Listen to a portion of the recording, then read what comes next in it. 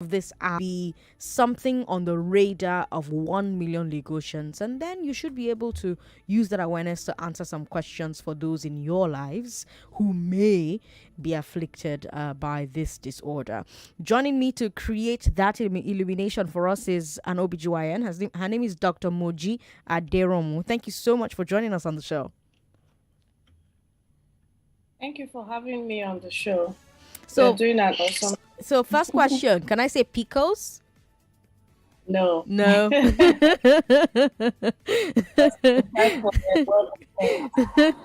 just PCOS. PCOS. Okay. All right. So, what is it? Let's start with the basics. What is PCOS?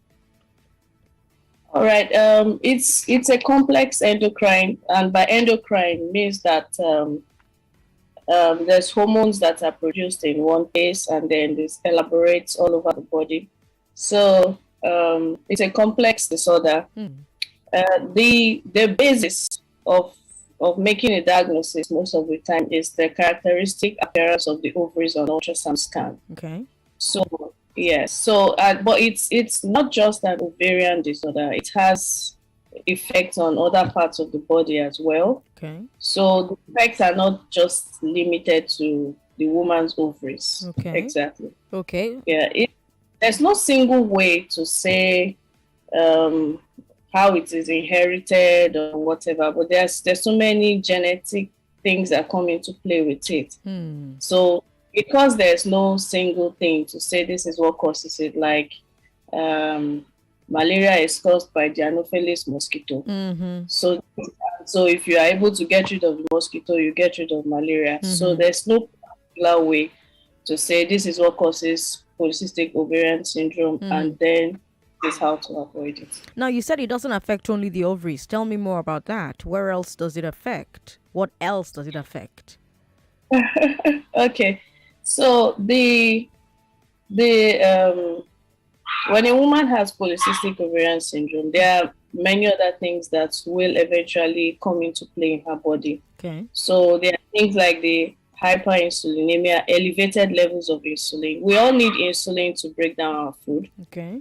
But for women who have polycystic ovaries, they need a higher amount of insulin to be able to get normal, blood glucose levels. So that in itself has effects on, increasing the risk for a cardiac, that's a heart problem. Okay. We call it heart disease. Increases the risk of, obesity from the hyperinsulinemia. And then because they also have this infrequent menstruation, so the lining of the uterus builds up for much longer, that predisposes them to having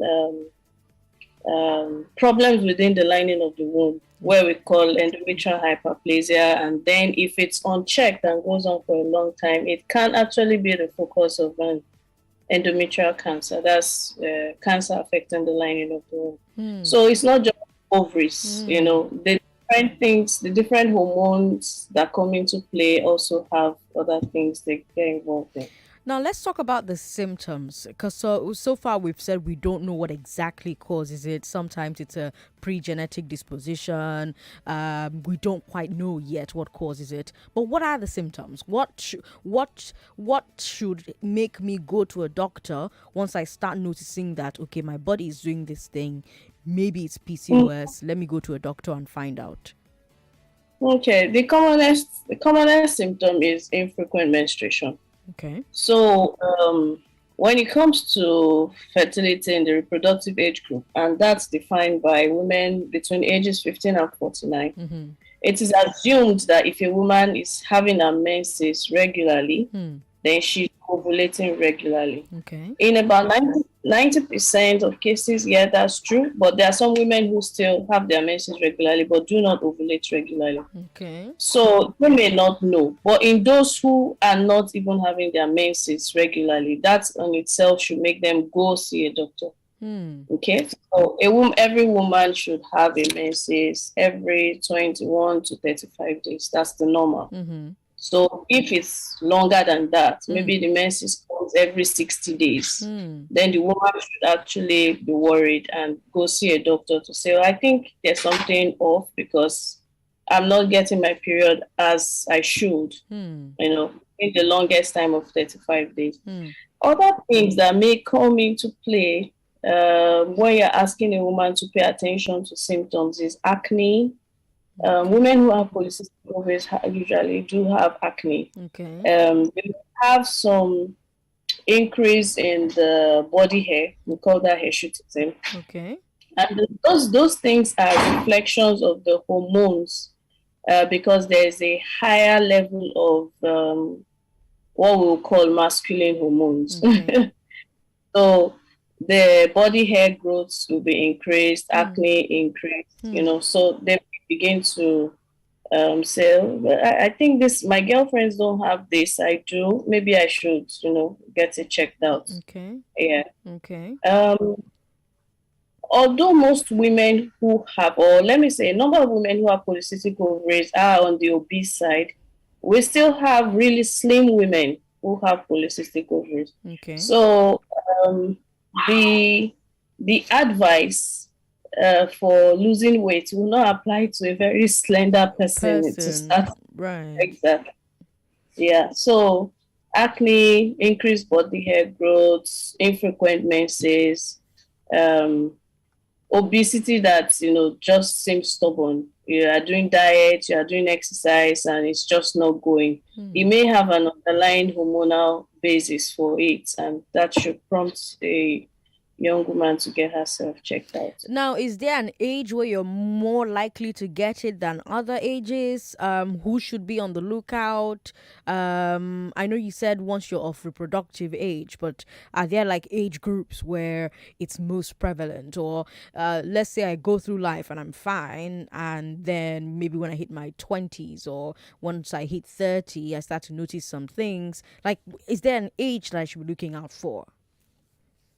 Okay, so because polycystic ovaries affect a wide range of women, 15 to 49 is quite a lot. There are some teenagers in there, there are some young adults in there, there are some, people who have completed their family sizes in there.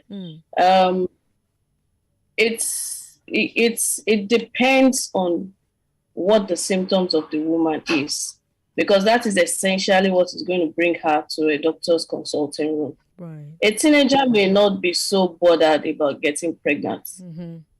So infertility from polycystic ovaries is not going to be a headache. She may be worried.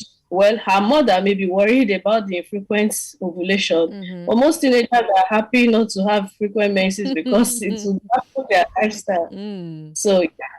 So it's not a particular way to put it. Yeah. It just depends on what is important to the woman at that time, or to the female. Let me come back to a point you just made about how it affects the quality of life for women. In what ways does PCOS affect quality of life for women? Now, quality of life, it's a personal thing. Okay. For some women who are obese, have tried everything and are unable to shed the weight. Body image issues come into play, and they may not want to go out as they should, because they feel, oh, well, everybody's wearing so many trendy things that I can't fit into, and then they may kind of feel left out. Okay. Because of that. Also, when it comes to, so now there's a part of infrequent menstruation. However, when that menses comes, because there's been a long build-up, the woman hasn't seen a period in January, February, March, and then the period comes, it can be torrential. So, a quality of life, a woman may have a, business trip that's scheduled for April, and she's like, oh, if this thing comes, how am I going to cope? If this thing comes, do I have enough pads? Or she may think, oh, maybe I should just move it. Or even when people are volunteering for those kind of things, because of her peculiarity, you can't just walk up to your boss and say, oh, I have this situation. Exactly. So they may sit out those opportunities that they should actually have gone for. So those kind of things do happen to them. Yeah. Why is it so prevalent, especially among Black people? Well, there's the genetic thing to it. Just like with uterine fibroids is prevalent among Black people. Mm-hmm. There must be something, underlying genetics that has to do with that. Also, um, when it comes to, the way our bodies are built, most Caucasians are usually on the slender side, and the Africans are built heavy. So that can contribute to things like that. It could also be because with countries that have good healthcare system, Mm-hmm. people don't just land in the hospital when they're knocking on heaven's door. Mm-hmm. They actually have That's an interesting way consults. to say that. So there's enough time Mm-hmm. to arrive at the diagnosis. Right. But women just here, people would have many other reasons for that money than to go to the doctor. So yes, the increasing awareness is helping, and people are able to say, oh, maybe this is what I have, and then go to the hospital. If we actually had a kind of universal healthcare system, I'm sure the numbers would be higher than 10 to 18%. Lagos, I'm sure you have questions. Please give us a call and ask 0700 993 993 993 0700 993 993 993. That's for men. For women, please call us on 01465 7190 01465 7190. You can be anonymous if you want to be. You can also send us a message on WhatsApp. WhatsApp is 080 959 75805. We're streaming on Facebook, so you can watch The Good Doctor and I live. Facebook is Nigeria Info 99.3. YouTube is Nigeria Info FM. Would love to hear your questions. You can obviously ask better questions about this subject than I can, and the doctor is here and happy to answer them. 99.3, hello. Hi, Sandra. Thanks for calling. What's your name? Yeah, hi, I'm Bimi. Good afternoon. Good afternoon, Bami. Welcome. Go ahead. Yeah, thank you so much. I'm so excited about this awareness about PCOS. I'm a sister. Okay, so ladies with PCOS, we call ourselves sisters. Okay. CYSTERS. Okay. And so I'm so excited about the awareness because I've been trying. I was diagnosed in 2013, a long time ago, and I wasn't even in the country. So, it was the first time I had heard of it, and I was like, what? I'd never heard of this before. And the only thing that I remember was when the doctor was telling me that I would have issues with fertility, with having a child, because of it. And it really shattered, but then I built my life up and, I joined communities and stuff like that. And, honestly, to the glory of God, I have a daughter now. Aww. So, just wanting to encourage other sisters out there that, it's not the end of the world. You can have a child. You can have your baby. You can live a good life. Yes, you might struggle with the weight. I still struggle with the weight. But, I'm confident. I'm fine. I'm sexy. So thank you so much for this awareness. It really means a lot to me. Thank you so much. Remy, thank you so much for calling, and thanks for sharing your story with us. 99.3, hello. Hello, Sandra, good evening. Good evening. Welcome. It's fine. Please, I want to remain anonymous. That's fine. Go ahead. Please, I want to talk to the doctor because I noticed that since October last year, I just switched in and I did not start from the beginning anyway. Okay. So, but what I'm hearing now, I find that since it has been disturbing me anyway. Okay. Since October last year, I've stopped seeing my period. Okay. And I noticed that whenever I'm washing my vagina, it somehow hurts. So I don't really know what is going on. I've done a lot of tests. They said it's negative. I've done infection tests. They said it's negative. So I don't really know what could be the cause. I don't know if the doctor can put me through. Okay. Keep listening. I don't even know if the doctor can make a diagnosis on air without seeing you. Doctor? Okay, no, I can't make a diagnosis on air without seeing the patient, but I have to say this. Stop washing the vagina. Stop washing the vagina. So the vagina has microbacteria or microorganisms that have to be there naturally. They have their own protective functions, and there's a balance. The good ones keep the bad ones in check. If you keep washing, you will wash out the good ones as well as the bad ones. So the pH at which the vagina is perfect. Leave your vagina alone. No perfume, no wash, nothing. It's perfectly fine that way. Okay. When you do leave your vagina alone, then you can go see a doctor for tests and they'll be able to figure out what it is. Now, how is PCOS detected and diagnosed? Okay, there are some societies, that had to come with the European ones and the American ones, and they had to come up with what we call the criteria to make that diagnosis. Okay. There are three of them, and a woman needs to just meet two to Okay. be able to have that diagnosis. Okay. The first one is either she's not having her menses regularly, or she's not having it at all. Okay. Because the menses is being used as a marker for ovulation, like I explained earlier. So we expect that if a woman is menstruating, she's ovulating. So either she has oligo, which is reduced amount of menstruation, or she has an, which is none. So either she has an ovulation, not ovulating, or she has oligo ovulation, which is a reduced ovulation. Okay. And that applies to menses as well. The second thing is features that indicate high levels of the masculine hormone. So that can be either physical features or biochemical tests. So if I were to test a woman who comes in and maybe she has facial hair like a guy, I would be thinking, oh, she must have high masculine hormones. She may not have the facial hair, but then I do a blood test and find that, the masculine hormone testosterone is really high. That's suggestive that something is going on. Now, I would need to do tests in such a fashion to know where this hormone secretion is coming from. Is it from the ovary? Is it from the adrenal glands and all of that? And there are tests for these?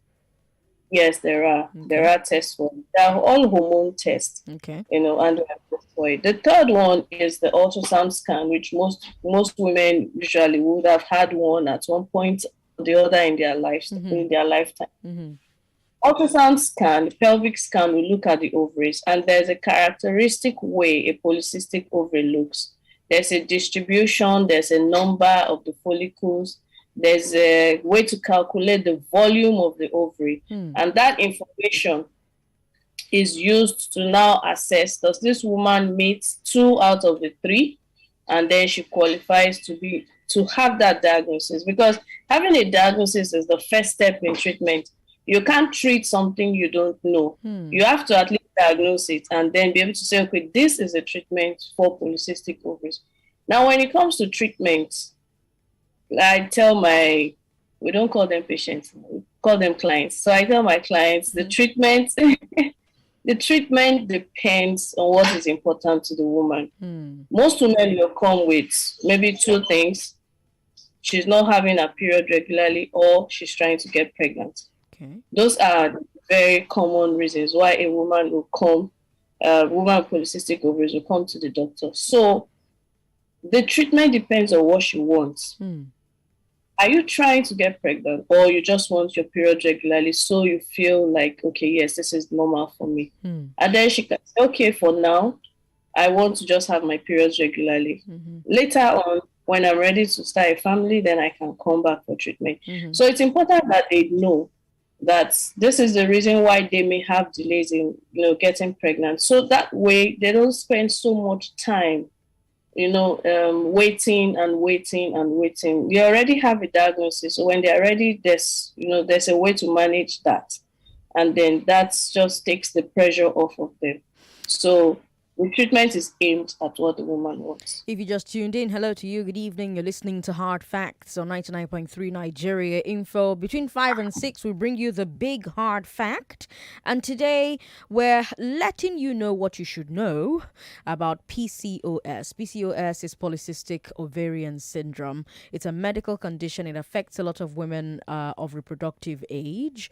When we started, I mentioned our big hard fact, and that's various academic studies between 2003 and 2019 place Nigeria's PCOS prevalence between 10% and 18% of women. Now, the doctor on our show, Dr. Moji Aderomu, who is an OBGYN, says that number is probably much higher, but a lot of people are not getting tested, so there's no way to know one way or the other. But even if we're working with this number that we do have from various studies between 2003 and 2019, 10 to 18% is a significant number. So today, what the doctor and I are talking about is, number one, what this thing is; number two, how it affects women; number three, what help women who have this can get; number four, how it can be detected. That's what you just listened to. The doctor was telling us, what tests are often conducted to try and detect PCOS. I know you have questions as well. Please call us and share those questions. Ask those questions. You can ask them anonymously if you want to, or you can just talk to the doctor. 0700-993-993-993. That's for men. For women, 01465-7190. 01465-7190. We've got Facebook where you can share your thoughts as well. Facebook is Nigeria Info 99.3. Twitter at Nigeria Info FM. WhatsApp 080 959 75805. Hello, thanks for calling us. Hello, good morning. Yes, welcome. Good evening, Jerry. Good evening, no wahala. Please, the question is, how can a woman with PCOS actually get pregnant easily? How can she get pregnant easily? Hello? So how can a woman with PCOS get pregnant easily? Exactly. Okay, thank you for calling. Doc? Okay, so with a woman with PCOS, she won't have regular ovulations. For her to get pregnant, there are medications she can be given that will ensure that she ovulates. So that's in addition to either timing in intercourse with her partner or, having a procedure called an insemination. That should solve the problem. Okay, we have a comment here. Your guest says we should not wash our vagina. Okay, I use water, no soap to wash mine. And again, last year, I saw my period just once. I've not seen it this year. I'm not sure it's a question that Ajulu is asking, but I'm not sure it's a question. It's a comment. I don't know. Doctor, do you have anything to say to what Ajulu has said to us on WhatsApp? Okay, so you can wash the outside, which we call the vulva. You don't need to wash the vagina. You do not need to wash the vagina. Every woman has a discharge that is normal for her. If your discharge becomes abnormal, then you see your doctor. Washing the vagina is not the answer to that. Well, as OB-GYN, commonest reason for an absent period is to do a pregnancy test. So all the best. All the best, huh? All right, all the best, Ajulu. Okay, so we've got a break coming up, but I'll quickly take this comment here.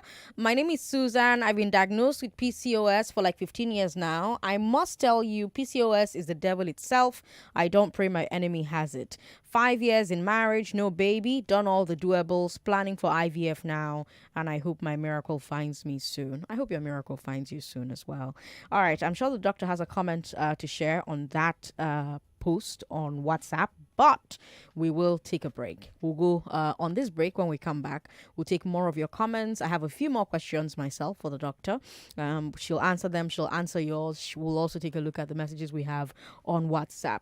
Remember, you can watch this live on Facebook, Nigeria Info 99.3. And if you missed any part of this interview, not to worry, it will be available online to listen again.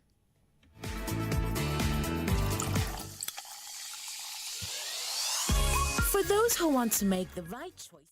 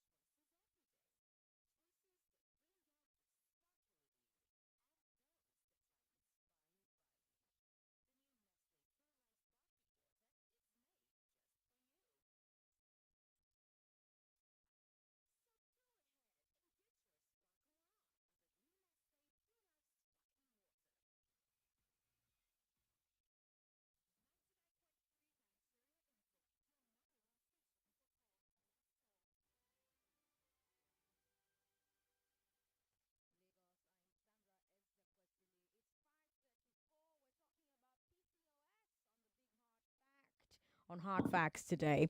And we've got Dr. Moji Aderomu, an OBGYN, on the show with me today.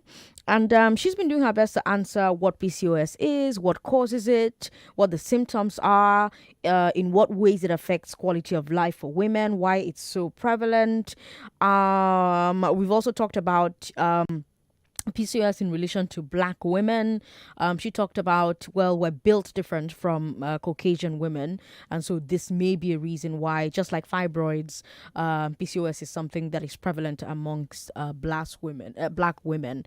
But Dr. I know that we don't know exactly, but I have to ask again, what causes PCOS? What causes it? Like I said earlier, that it's a complex endocrine thing. So we all have, like, each person has billions of genes in them. There's no way to say, oh, gene 1QR QT something is the cause of it. We just tend to see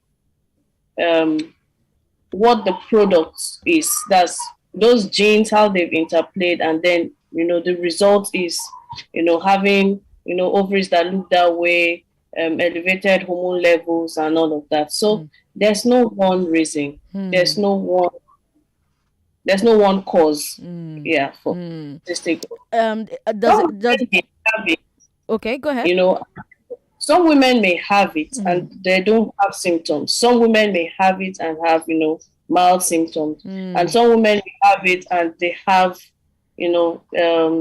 both the ovarian features, the gynae problems, as well as the cardiovascular ones. Their blood fats are up the scale. They're having problems controlling their sugar. And so there's no one gene. It's just a spectrum. It's a multiplicity of issues that could cause it. Yeah. Some people also say that women with a family history of PCOS are more likely to develop it. Have you found that to be true? Yes, there's always that. But you see, there's no way you can know which of. So if a woman has 5 sisters, not all her 5 sisters may have it. So only one may have it, but there's no way to know why the other 4 didn't have it. My God. Okay, so are there specialists for testing and diagnosing PCOS here in Lagos? Yes, there are. If you walk into any good hospital and you see a good doctor and they do those tests and they find out that, the woman meets the criteria, those 3 criteria I listed earlier, then remind me again, because there are people who are tuning in just now. Remind me again what the criteria is. Okay, so oligo or anovulation, or oligo or amenorrhea. That means a woman who is either not ovulating or having a menses as frequently as she should, or she's not having it at all. The second one is that she has high levels of the masculine hormones, and then, the hormone test will show that.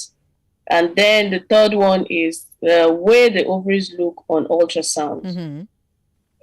They have a particular way polycystic ovaries look, the measurements and all of that. So any 2 out of those 3 is enough to make a diagnosis of polycystic ovaries. Okay. Depending on the most important symptoms, the woman may see a gynecologist. Okay. So to answer the question, the one before the break. Yes, of course. Yeah. So yes, it's possible that she's had treatment for fertility and is going for IVF. That's awesome. And I really do wish her the best. Polycystic ovaries doesn't mean, you can't have your own babies. Right. It may take different routes, but yes, you can. You can. Okay. Well, we have a lot of comments on social media, like a lot. So I will try as much as possible to get to as much of them as possible.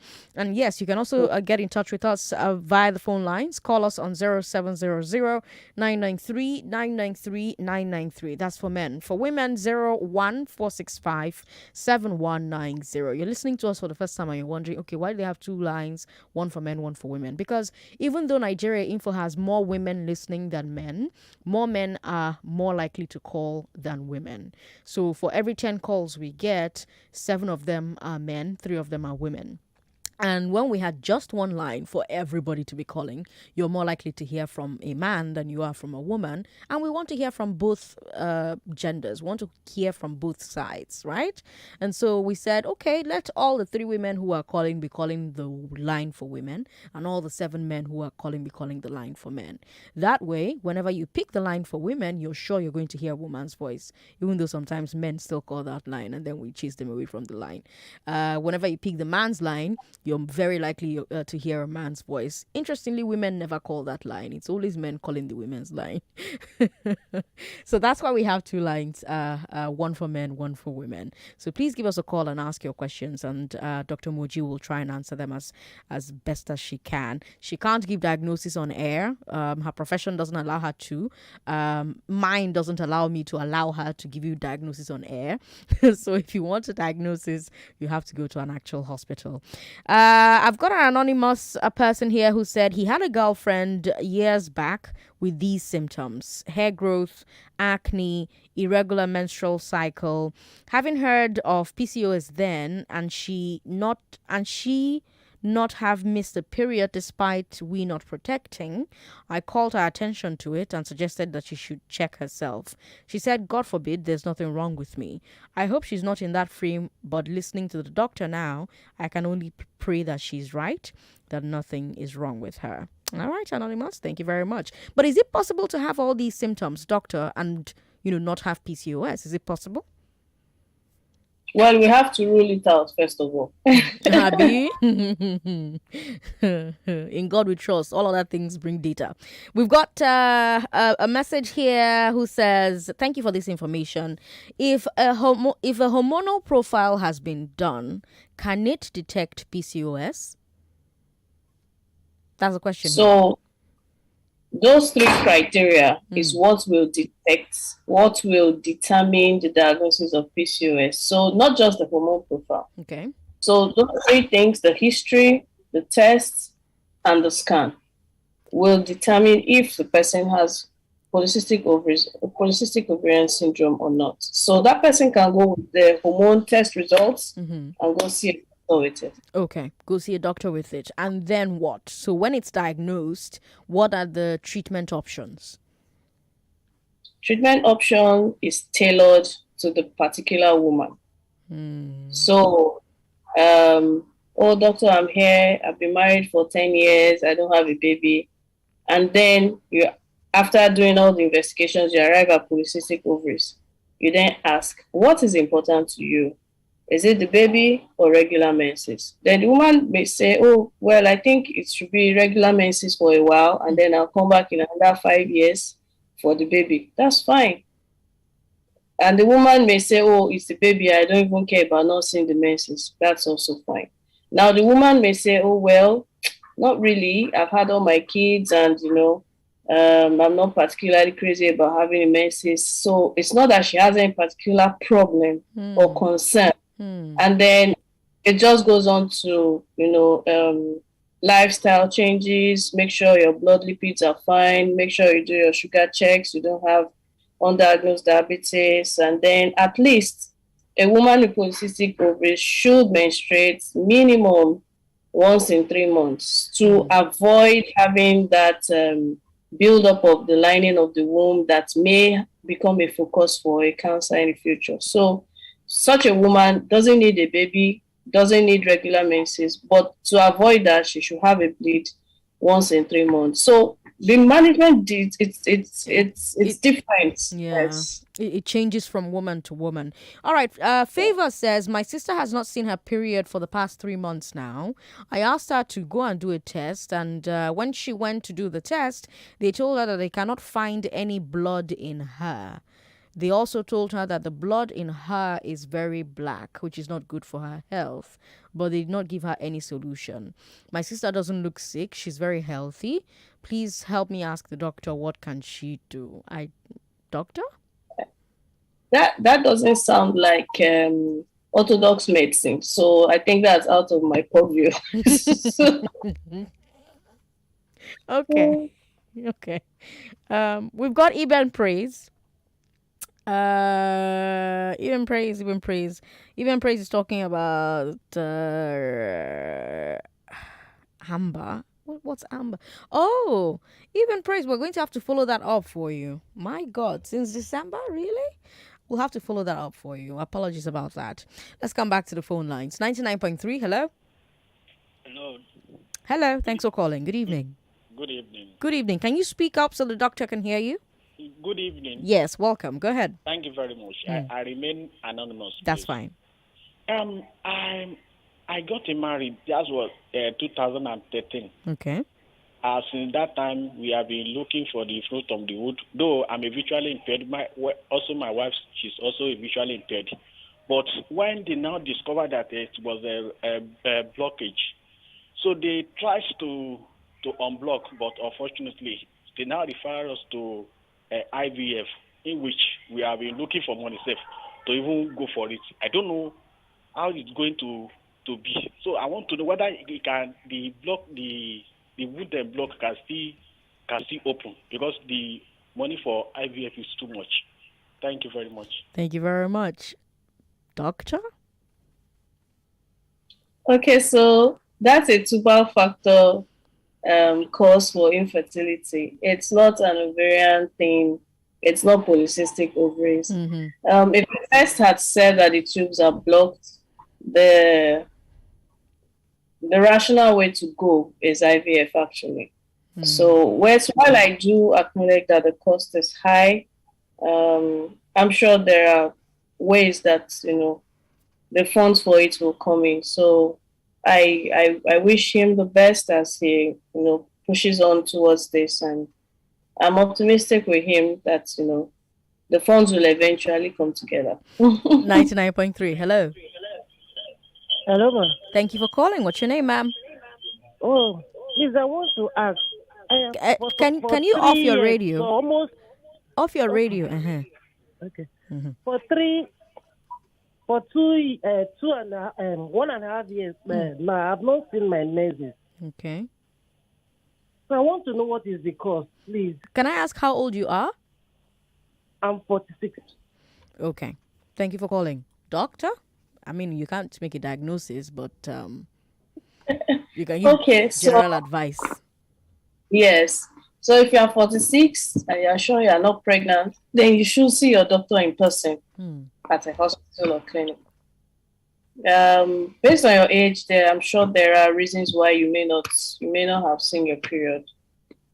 So confirm you are not pregnant, and then further tests will be done that will help you know why you haven't seen your period. Okay. 99.3. Hello. Hello. Thanks for calling. What's your name? Hello. Good evening, ma'am. Good evening, ma'am. What's your name? I'm calling from Kosun. Welcome. Go ahead. But there's something that is so offensive, but I used to see my period regularly. Okay. I've not missed my period for once, but there's this from my back, my left back. So there's something like just feel like a fluid, just be moving from my stomach to my back. So I don't know. Have you seen a doctor? Have you gone to the hospital to see a doctor? Yes, I've gone to the hospital. I did lab, so they said there is nothing, but I'm thinking of going for a scan. So it's not a gynecologist I met. I met just a doctor. Okay. You say it's a fluid that goes from your stomach to your back. Hello? Well, I can hear you, ma'am. So it's a fluid that goes from your stomach to your back and from your back to your stomach? Yes, and it's only one side, like only my left, my back side. Okay. Thank you for calling. Doctor? Okay. So that complaint, you actually do need to see a doctor. Truly. It doesn't necessarily have to be a gynecologist. You should be able to see a doctor at first, and after evaluation, he or she will be able to tell if you do need to see a gynecologist. So while I can agree with your, proactive thinking that you need a scan, see a doctor first. Let them, not just listen to you.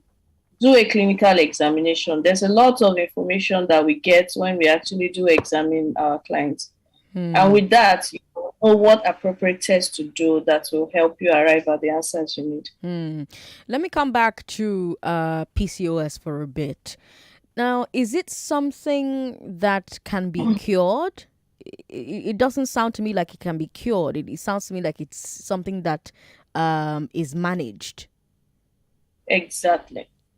I like your choice of words. It's something that is managed. So just like hypertension, it's managed. It's not cured, but the management, changes. So just like with blood pressure, medications may need to be changed. The dose may need to be changed depending on how the person is responding to it. Exactly. PCOS management can change. It's fluid because there's a wide spectrum from asymptomatic to really bad symptoms. So that management is fluid along with the spectrum. So it's managed that way, yeah. Now, what are the possible outcomes for treatment of PCOS? I know that it changes, it's fluid, it differs from woman to woman, but I also know that a lot of women are listening to me right now and they've heard about the fertility bit and their hearts are now racing. So, what are the hopes there? There's a lot of hope. I think that we're lucky in this age that we have so much science, technology, and everything going on. There's a lot of innovation in the tech space that is spilling over into the medical field. So there is hope, yes. For women who have acne, there are medications that help with that. For women who have, body hair they are not happy about, there are medications and other treatments that help with that, to take away the hair, control the hair growth and all of that. For women with obesity, it may take a while, but then the science of weight gain is that you are not losing as much as you're taking in. So those modifications can help. Diet, exercise, it may not happen in 1 month. It may take 3-6 months, but it will happen. So just be persistent with it. Even if you are trying and you don't seem to think that the needle on the scale is moving, it is. Even if you think you are doing everything and trying all sorts of, you can work with a dietitian. Dietitian can, help you see how to adapt the calories in our own type of food to be able to make something workable. Because there's no point, eating so less that the woman is fainting. So yes, there's a way the dietitians can work around with that. In terms of, insulin, blood fat, and all of that, healthy lifestyle makes that possible. You reduce the amount of alcohol you take, avoid smoking. So those little things, do actually make a difference. For fertility, anywhere from ovulation induction medications to IVF, there's a wide array of options to explore. To explore. I wish we had more time to talk to the doctor. I have so many messages on social media. My phone lines are ringing non-stop. I'm going to try and beg the doctor to come back. We will touch on this, or maybe just expand the scope so that you can just ask her all the questions you have about fertility, etc., etc. Because incidentally, she's also an IVF specialist. Dr. Moji, thank you so much for your time on this show today. We really appreciate it. Thank you. Thank you for having me. Thank you, Lagos, for listening. All right, Lagos, we're going to take a break. When we come back, we'll talk to some of our friends who claim that they can help you earn a bit more from different side hustles. So from 6:15, immediately after the news, 6:15, I will be here speaking with them, interviewing them, asking them questions about how exactly they can help you earn a bit more. And then from 6:30, Reti Bakare Yusuf will take the air with Listed Lagosian, a favorite segment of mine on 99.3 Nigeria Info. You are listening to your number one station for talk. 99.3 Nigeria Info. 99.3 Nigeria Info. Let's talk. 99.3 Nigeria Info. We are more than just radio.